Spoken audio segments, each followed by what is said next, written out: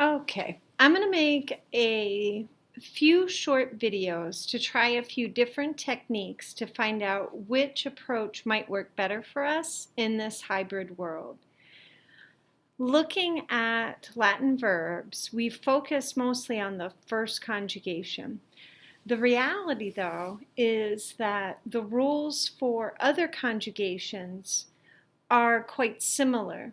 And now that we have a wider framework of Latin verbs, we can actually back a step up to the present tense active voice again and fill in all the other conjugations. So I thought this would be a good opportunity to try out a couple different video techniques to start us working on these worksheets. And it gives me a chance to talk you through the similarities between first and second conjugation.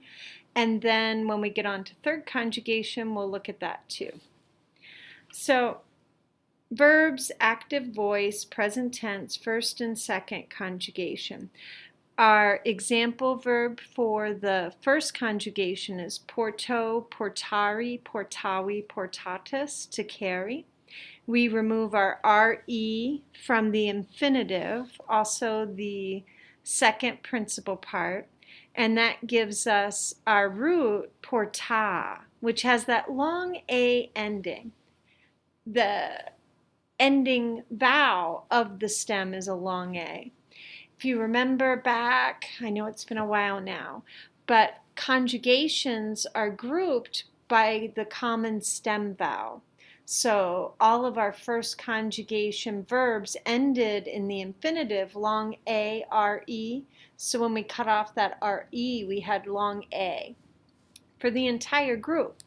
Now, we're going to add the second conjugation. So here you see docio, docera. That's a long E-R-E. So when we remove the R-E, we're left with a long E for the stem vowel instead of a long A. And all of the verbs in the second conjugation share that long E. We'll learn other patterns that go by conjugation as well. For example, in the first conjugation, we had porto, portari, portawi. Often that third principal part would have the awi. Here, second conjugation, it's often an eo, era, long ere, and then ui, ui instead of avi. So one second conjugation verb is habeo, habera, habui, habitum. As we add in the principal parts for all of these verbs, you'll see that different conjugations follow different patterns. Note, the present stem of a verb is found by dropping the ending re from the infinitive. That's how we got our porta and doke. The present tense is formed by adding the personal endings. Now, some textbooks state that you drop the A and add the O. Personally, I prefer to stick with the first principal part is the first person singular present form. And then we form all of the rest from the present stem. Although there are personal pronouns in Latin, they are generally not used as the subject since the personal endings indicate the person. So even though we have a word for I, ego, we don't say usually ego porto. We say porto because inherent in that porto is I carry. Now, doing Duolingo in the spring especially, you may have noticed that when we speak Latin, we may use more of those personal pronouns. The personal pronoun would come early in the sentence, whereas we know the verb follows up at the end. I think that's a reason that it comes in more in conversational Latin than in written Latin. Our example sentences, aquam porto, I carry water, portant togam, they carry the toga, filias docetis, tis, you plural teach, the daughters. You plural teach your daughters, perhaps. The verb in Latin comes at the end. That's true for second conjugation as well as first, unless we're working to emphasize something different by changing that word order. Monet pueros, he is warning the boys. Same sentence, but maybe you want to focus on the warning. He is warning the boys. It could also be when we hold back a noun that we would normally lead with and put it at the end. It's often to put emphasis on that noun that's been held back. We saw this in some of our translations around Aeneas, where at the very end, or maybe it was in the books we were reading. I may be messing up the example. But we kept that subject or direct object noun till the very end because it had a reveal aspect to it. It's like when they put your dinner on the plate and have the cover and then they take it off. It has that aha moment. The negative form of verbs. So we've learned before, we'll reiterate here, that we use the adverb known to form the negative of a verb. So, amo, I love. Non amo, I do not love. The interrogative form of the verb, we add the enclitic, the particle ne. Now, the ne goes on the first word. And convention says that we move the verb to the beginning when we ask the question. It doesn't have to be, but usually we'll pull that verb forward, put the ne, and then follow with the rest of the sentence. Docentne magistri hodie. So magistri still the subject of the verb, but now it's a question. Are the teachers teaching today? Page 2. So the enclitic is not always used. It's unnecessary if we have an interrogative word in the sentence. We know ubi, where. Ubi sunt insulae, where are the islands? We don't need to say suntne insulae, because that would be are there islands. So once we get that interrogative word in, we don't pull in a ne. So that is all of the first lesson teaching part. Now we review some common verbs and then put it into practice. So what have we got? Common verbs of the first conjugation. Well, we've seen amare before, to love. We've seen dare, to give. Putare, that's a new one, to think. We've seen pugnare, to fight. All of these verbs form in the same way as the other first conjugation verbs you've come into contact with. And then we get second conjugation verbs. There's some good ones in the second conjugation. You'll see debeo, debera a lot. O, ought, or must. Debeo takes an infinitive after it. And if we use ought, it can help us to remember this. You ought to go to the store. Debes, now you use your infinitive, so to go, ager, ago, agera. Debes, agera, you ought to go. Docera is a popular second conjugation, to teach. Habera, to have. Ubera, to order. Manera, to stay or remain. We can warn, we can move. And then towards the end here, we see teneo, tenera, to hold. Terera, to frighten. Timera, to fear. And videra, to see. So we get some really good verbs in this section. Now we're going to practice with them. So A, complete the English translation. So in the first one, they've already translated ad terram, to the land. And I just need to fill in navigant. So they sail to the land. Now you might have written they do sail, they are sailing. Both of those are also true. Any of those three would be correct. So they've translated in number 2, Servus the slave and victoriam the victory. So what did the slave do to the victory? He nuntiated it. He announced it. The slave announces, because remember it's present tense, or reports the victory. Debemos manera diu.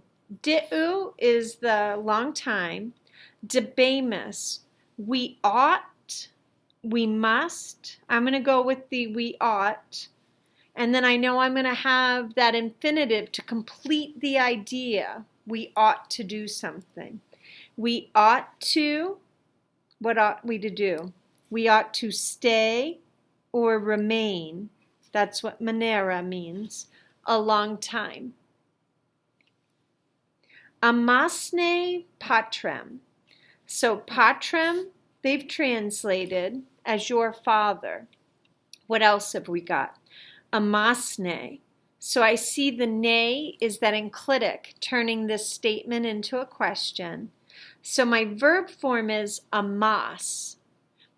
Personal ending s, so I know I have you singular. So, do you singular love your father? Do you singular love your father? You'll go ahead and continue on with the rest of those. Now remember, they're translating pieces for you. So like hostes is the enemy. Quis and populum is who and the people. You're filling in those verb forms, looking for negatives and enclitics for questions. In the second part, we're going to practice writing the correct form of the verb. We're using the present tense active voice for all of these. Let's look at the first one. Sextus aquam, and we're filling in obtenere. So first I cut off my RE and I get my present stem. I'm going to hold back my macron on my vowel of my verb stem because I know that some of the endings mean that I have to drop it. So obtenere.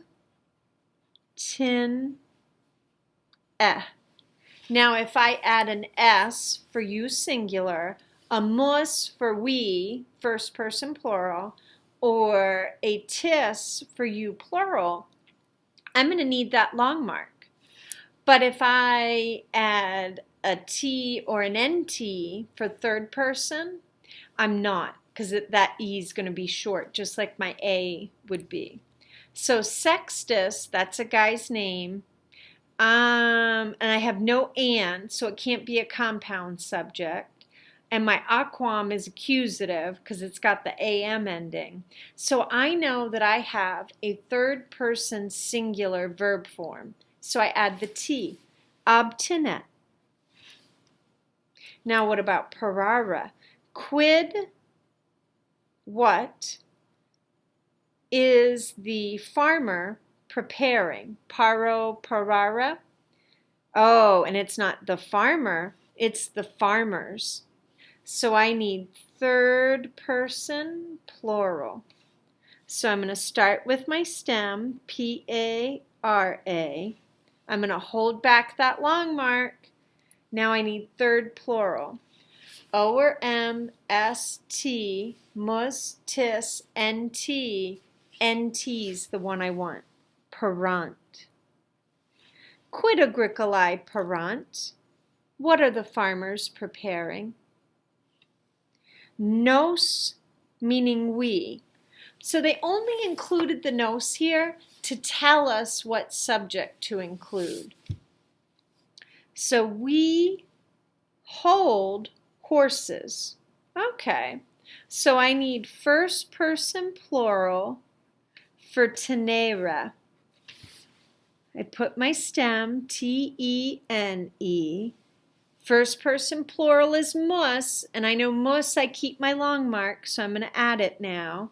And then I add my ending. Nos equos tenemos. We are holding the horses.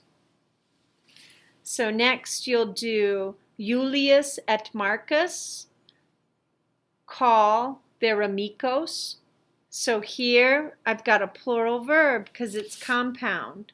So that'll be a third person plural. Ego, I, in number 5. So I know it's going to be first person singular.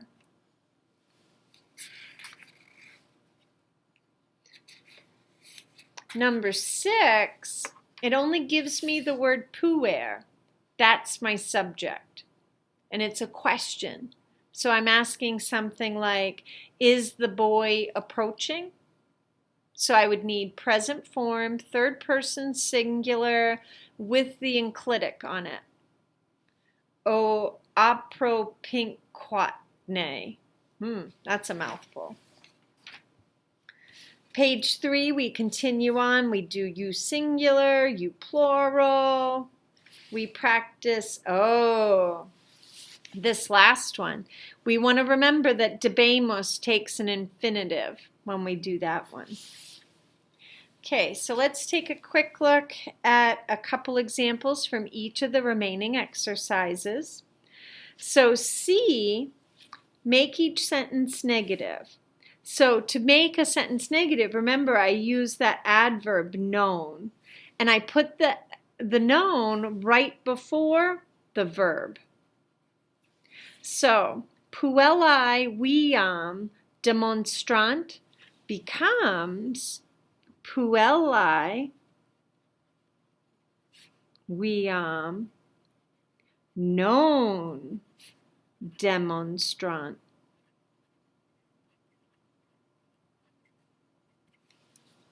The girls do not show the way or the road. Number 2, castra moemus. Castra moemus.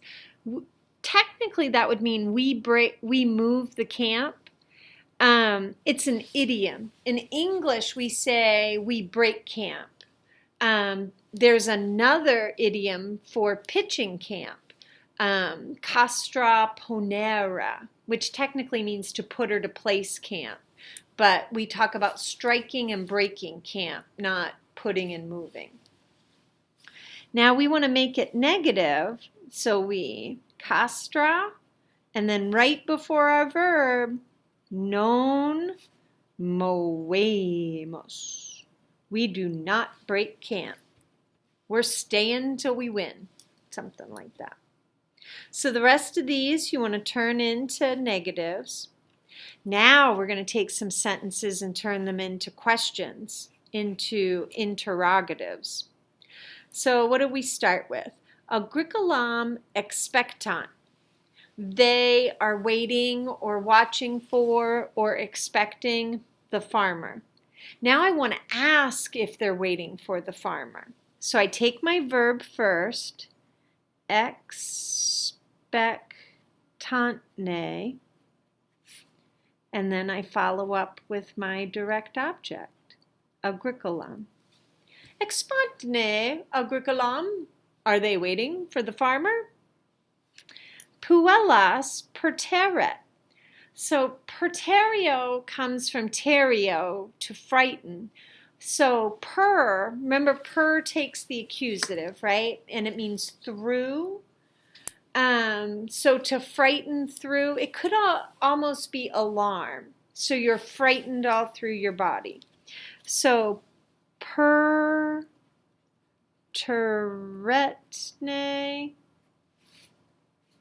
puellas. Are they alarming? No. Is he alarming or she alarming or it alarming? The girls. So now you want to take anuntiat, docemus, and comparatus and change those into interrogative verb forms. Make sure you write out the whole sentence. So we practice verb with enclitic question and then our direct objects or prepositional phrases to follow. Section E. Here we're going to practice making some forms. First, we're going to do third person plural for existimare and terere. In both cases, we're going to cut off the RE and add NT because that's our third person plural ending. Because it's third person, I am going to withhold my long A and just add the NT. Existimant. And then terent. Now, second person singular. Same deal. I'm going to take off my RE. This time, because it's second person, I know I need my macron. Second person S. Removes.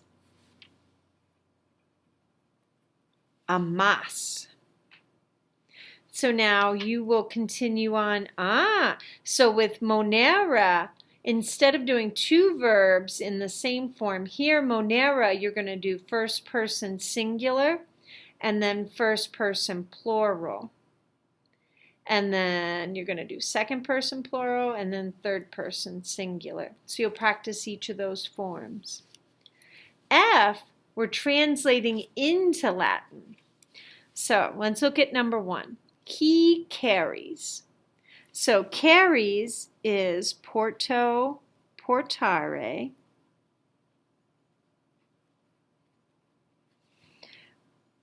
I know carries is present tense, active voice, and he tells me that it's third person singular.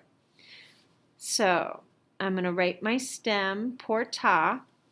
I'm not going to add my long mark because it's third person singular. Third person singular present tense tells me it's a T. Portat. Portat. Next, it has us do we are strengthening. We are strengthening. So first I have to look up the verb to strengthen. It's confirmo. Confirmare. So the ARE tells me it's first conjugation. I'm going to cut off my RE. Confirm. Now, we, it's not third person and it's not first singular. So I'm going to add my long mark. My we tells me it's mus. Confirmamos. We are strengthening. Let's do one more together. So here, number 3 lets me know I might see interrogative or negative forms of the verb as well. So, fighting, we know is pugno. I need to say they fight, but then I need to turn it into a question. Pugna, no long mark because it's third plural. My ending for third plural present tense is NT. And then I know it's a question, so I add my enclitic. Pugnantne. Pugnantne. I might even add my question mark there. Last one for lesson 1 of unit 1. You guys should do the rest. We'll review them all together, but the last one I'm going to do for the video. Let's put it that way. I do not wound. To wound is vulno, vulnare. You can see we get the word wound from vulno. Well, I don't know if it's apparent that we do from it. Well, I just misspelled it, that's why. Crap. Try this again. Wool, narrow, wool, narrare. I do not wound. So I use my first principal part, but because of the not, I'm going to add that known first. Non vulnero. I do not wound. Stabby, stabby, ow, ow. Caesar would have been safe, if only. Non vulnero. Okay, so that took us through present tense, first and second conjugation. In the packet that I posted in the classroom, it's actually 10 pages, so we've done 3. So next, not in this video, but I just wanted to give you a preview. We're going to do third conjugation. Now, third conjugation looks a little different. So, we're going to handle that one separately. I hope that you find these videos helpful. We'll decide whether they do or not, and then I'll make more or I won't. Or maybe I'll change the way I make them. So, I'm going to stop here.